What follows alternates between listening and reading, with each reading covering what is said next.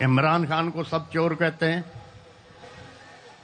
چلو ٹھیک ہے، چور ہے نا، کیا کیا ہے توشہ خانہ میں؟ کیا عمران خان سے پہلے جو لوگ آئے تھے پرائم منسٹر یا پریزیڈنٹ، ان لوگوں نے کچھ نہیں لیا توشہ خانہ سے؟ ان لوگوں نے گاڑیاں نہیں لی کیا توشہ خانہ سے؟ جبکہ قانوناً وہ گاڑیاں لے ہی نہیں سکتے، تو صرف عمران خان چور ہے؟ میری نظر میں عمران خان چور نہیں ہے، میری نظر میں ہاں بیوقوفی ہو گئی ہوگی، غلطی ہوتی ہے، غلطی کس سے نہیں ہوتی؟ غلطی تو انسان سے ہوتی ہے۔ اگر عمران خان سے غلطی نہیں ہوتی تو وہ فرشتہ ہوتا۔ تو میری نظر میں عمران خان چور نہیں ہے۔ اگر عمران خان چور ہے تو پھر ہم سب ہی چور ہیں انشاءاللہ تعالی۔ اب یہ ایک قدرتی نظام ہے، اگر سیلاب آ رہا ہے یا پانی آ رہا ہے آپ اس کا راستہ روکو گے تو پھر دوسری جگہوں کو ڈبائے گا۔ اب جو یہ 2-2.5 کروڑ نوجوان نئے ووٹ آئے، وہ ایک سیلاب تھا نا۔ اب جب اس سیلاب کو روکا گیا تو اس کے نتیجے میں کیا ہوا؟ پاکستان کی تاریخ میں پہلی دفعہ آزاد امیدوار میجورٹی میں جیت گئے، سب کو ڈبا دیا انہوں نے۔ یہ تو پی ٹی آئی کے نوجوانوں نے، بچوں نے، لڑکیوں نے، عورتوں نے ایک کمال کر کے دکھا دیا۔ نہ اس کے پاس سمبل، نہ کسی کو نشان کا پتہ پڑ رہا تھا، اور نہ پھر کوئی سوچ رہا تھا کہ آزاد امیدواروں کو ووٹ ملیں گے، لیکن مل گئے۔ تو اگر کسی اس ملک میں اگر آپ انصاف نہیں دو گے، عزت نہیں دو گے، تو لوگ پھر انصاف کے لیے الگ راستہ نکالیں گے۔ کافی وقت پہلے اخبار پڑھ رہا تھا تو اس میں لکھا ہوا تھا کہ جناب 2 یا 3 آدمیوں کو پھانسی کی سزا ہو گئی، 8-10 سال کیس ان کا چلتا رہا۔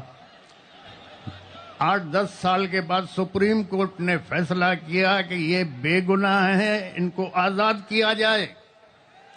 تو جیلر نے کہا جی آزاد کہاں سے کریں، 6 مہینے پہلے پھانسی ہو چکی ہے۔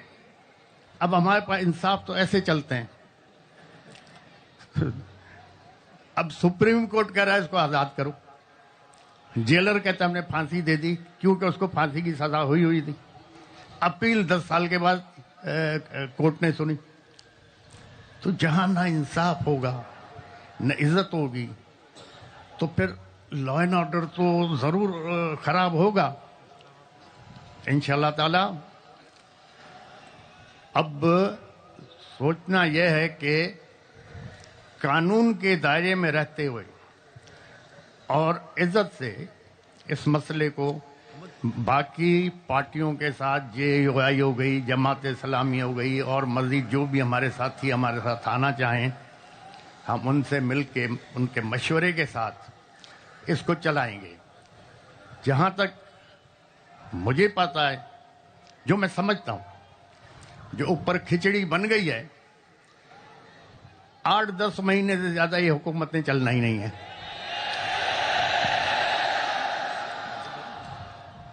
8-10 مہینے سے زیادہ نہیں چلنا۔ اب پچھلے جو 20 مہینے حکومت تھی اس میں جو مہنگائی آسمان پہ گئی ہے، اس سے کیا ہوا ہے؟ اس سے ہوا یہ ہے کہ جو مڈل کلاس تھی وہ ختم ہوتی جا رہی ہے۔ اب اس الیکشن کے بعد آپ دیکھو مہنگائی آسمان پہ جائے گی۔ اب جب مہنگائی جائے گی تو آپ کا مڈل کلاس ختم ہو جائے گا، تباہ ہو جائے گا۔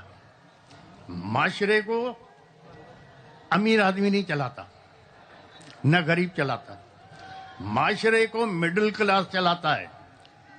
جب مڈل کلاس ختم ہو گیا تو آپ کا معاشرہ ختم ہو جائے گا۔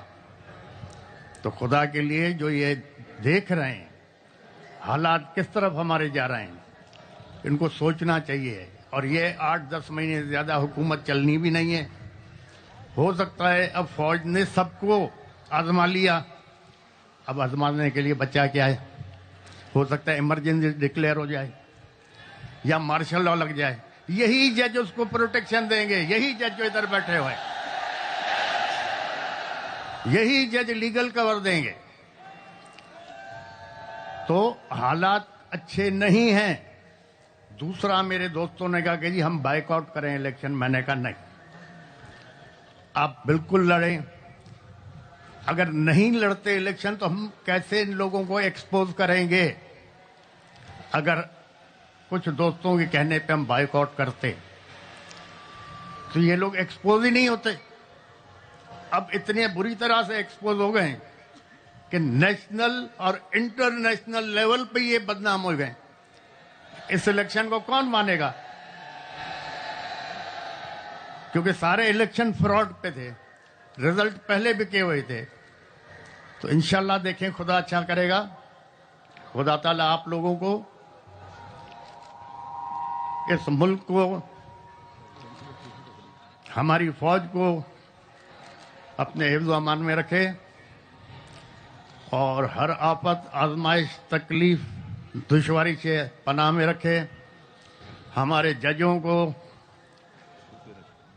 हमारी फौज को खुदा रहनुमाई फरमाए कि इस कौम के, इस अवाम के फायदे के लिए सोचें और काम करें। आप लोगों की सबकी मेहरबानी। आप लोग दूर से आए, और दूसरा, ज्यादा मैं तकरीर कर भी नहीं सकता, तकरीर मुझे आती नहीं। मेहरबानी, खुदा हाफ़िज़।